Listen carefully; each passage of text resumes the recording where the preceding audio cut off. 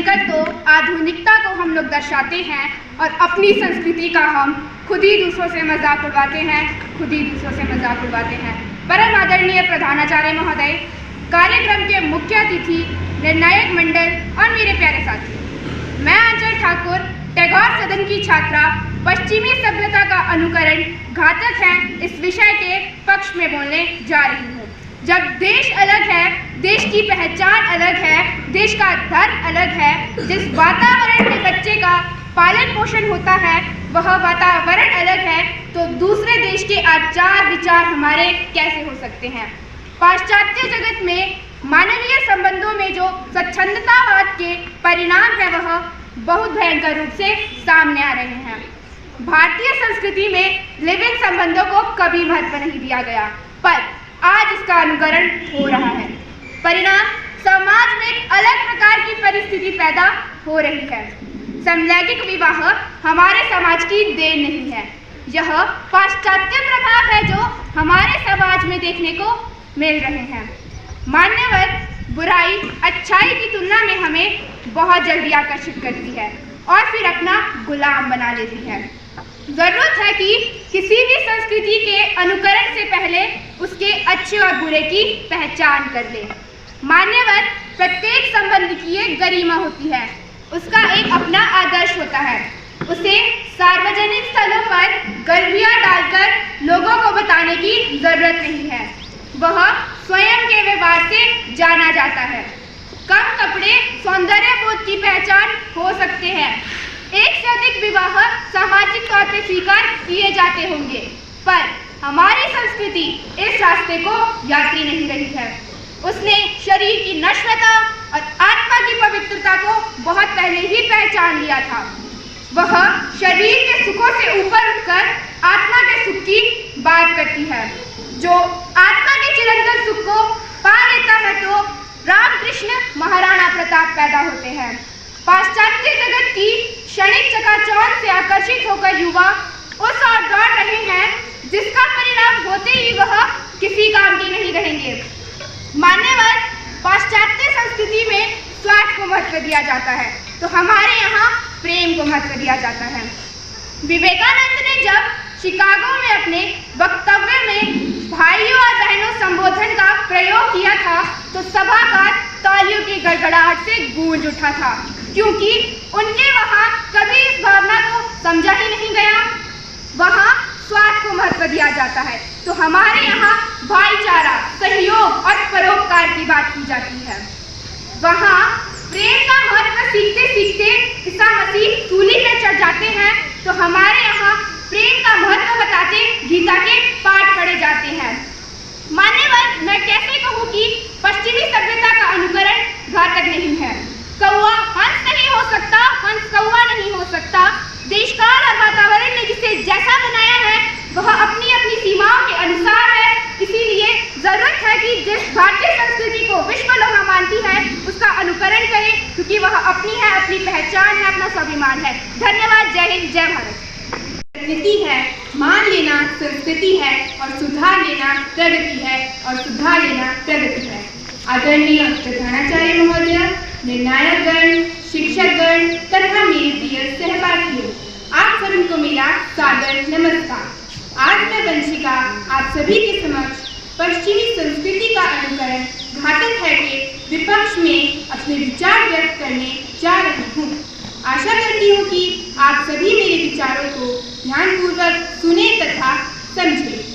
पश्चिमी संस्कृति, जिसे पश्चिमी सभ्यता, यूरोपीय सभ्यता या पश्चिमी समाज के रूप में भी जाना जाता है, इनमें पश्चिमी दुनिया के सामाजिक मानदंडों, नैतिक मूल्यों, पारंपरिक रीति रिवाजों, विश्वास प्रणालियों, राजनीतिक प्रणालियों और कलाकृतियों की विविध विरासतें शामिल है। मानव शास्त्रीय रूप से पश्चिमी शब्द का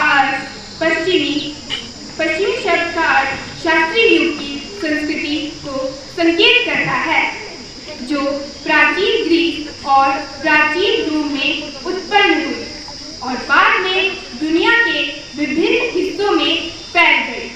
पश्चिमी संस्कृति का मूल ग्रीको रोमन सभ्यता बना है और ईसाई धर्म की संयुक्त नींव से बना है। पश्चिमी संस्कृति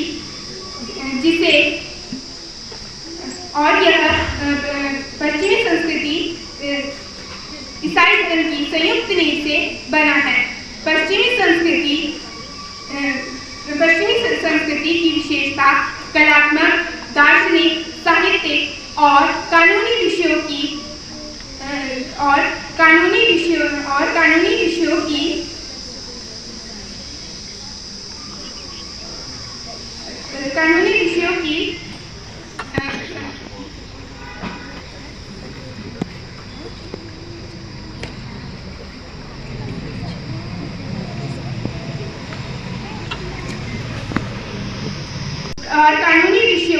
मेजबानी है।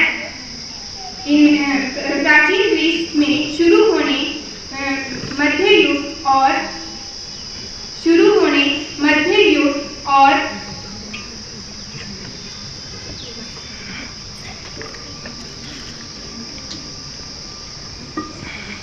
सोच पुरानी हो वहाँ प्रगति थम सी जाती है कि जहाँ सोच पुरानी हो वहाँ प्रगति थम सी जाती है। नए विचारों को अपनाने से ही रोशनी मिल सी जाती है।